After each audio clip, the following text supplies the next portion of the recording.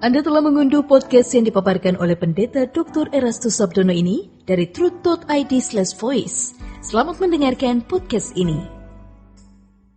Shalom, Bapak, Ibu, dan saudara-saudara yang terkasih di dalam Tuhan. Kebenaran saat ini berjudul Hati yang Pecah di Hadapan Allah. Ada satu ajaran yang telah berakar di dalam pikiran banyak orang percaya, yaitu karena Yesus menang, maka Ia pun memberi kemenangan itu kepada kita. Di satu sisi kalimat itu benar, Yesus telah menang. Yesus memberikan kemenangan itu bagi kita. Sebab dengan kematian Yesus di kayu salib, Dia memikul semua dosa-dosa kita dan telah selesai. Semua perbuatan dosa yang telah kita lakukan dan yang sedang kita lakukan dan yang mungkin bisa kita lakukan lagi, Tuhan telah pikul di kayu salib. Bahkan sebelum kita lahir, kata Alkitab, Dia sudah mati untuk kita. Puji Tuhan, ya. Dia menang di kayu salib. Dia taat sampai mati. Bahkan mati di kayu salib. Dan kemenangannya untuk kita. Namun itu baru ya. Namun itu baru satu aspek. Ya, baru dari satu aspek. Sebab kemenangan Tuhan Yesus di kayu salib memang membawa kita dibenarkan di hadapan Allah. Justification atau justification, ya. Kita dianggap benar di hadapan Allah, tetapi bukan berarti kita sungguh-sungguh sudah benar. Secara de jure kita bisa dianggap benar, tetapi secara de facto belum. Karenanya setiap orang yang ikut Tuhan Yesus harus dimuridkan, harus diperbaharui, harus didewasakan, harus mengalami metamorfosis. Jadi pertobatan awal kita disertai dengan adanya pembaharuan terus-menerus. Sebab pertobatan itu artinya pembaharuan pikiran atau metanoia. Kalau kemenangan Tuhan Yesus itu berarti membuat kita otomatis menang dalam arti mutlak all in, maka kita sudah berkenan di hadapan Allah. Tuhan Yesus tidak perlu berkata, jadikan semua bangsa muridku, belajarlah daripadaku, masuklah jalan sempit. Dan kepada 7 jemaat di kitab Wahyu, di setiap jemaat Tuhan selalu berkata, menanglah kamu seperti aku menang. Saudara, kemenangan Tuhan Yesus membuka jalan di mana dosa kita telah selesai di kayu salib. Kalau hari ini kita meninggal dunia, kita yang sungguh-sungguh sudah percaya Tuhan Yesus bisa masuk surga. Tidak diragukan dan tidak boleh ragu-ragu. Tetapi masalahnya, apakah kita sudah serupa dengan Yesus atau sempurna seperti Bapa? Inilah yang harus kita gumuli. Ya.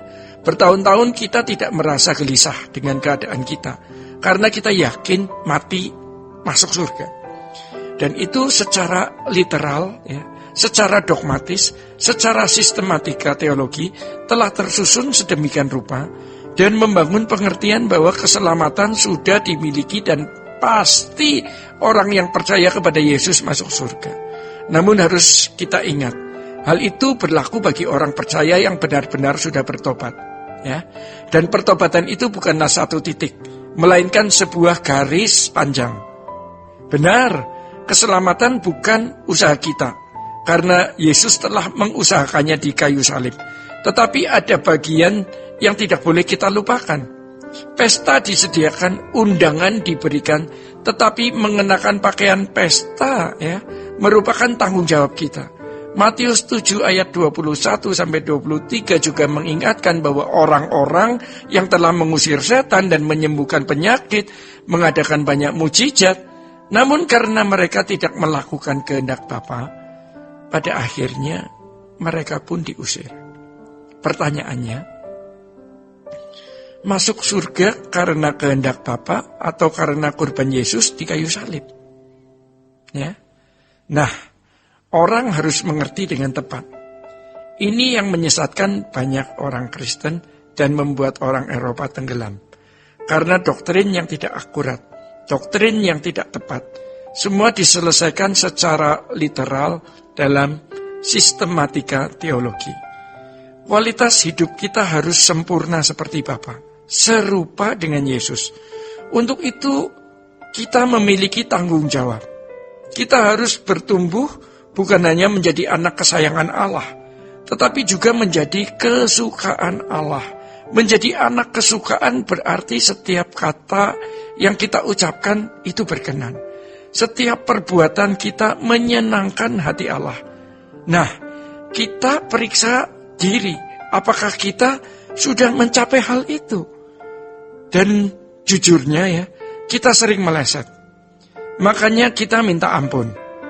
Ya, kita mengasihani perasaan Allah yang belum menjumpai kita seperti yang Allah kehendaki.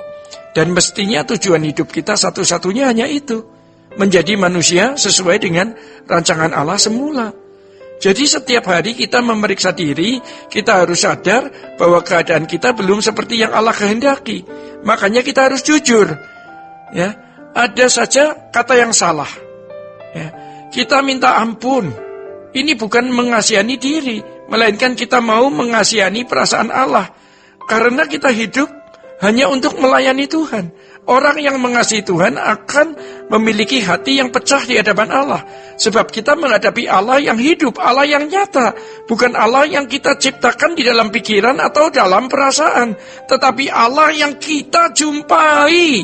Mengenai Allah itu harus berjumpa dengan Dia. Ya, perjumpaan inilah yang harganya mahal, yang tidak ternilai, yang tidak bisa diajarkan dengan kata kalimat, tidak bisa dituliskan dalam buku, tetapi harus kita alami. Sebab Allah bukan sekedar objek untuk diselidiki, untuk dibicarakan, untuk dipercakapkan, tetapi Allah yang harus dialami secara langsung. Dan di pengadilan Tuhan nanti, semua akan berkata, ya, jadikan ini agenda kita satu-satunya dalam hidup. Baik kita makan atau minum atau melakukan sesuatu yang lain, kita lakukan semua untuk kemuliaan Allah. Kita bersuka cita menjadi anak Allah.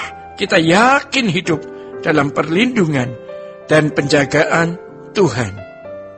Demikian saudara-saudara kebenaran saat ini. Tuhan memberkati. Sola Gracia.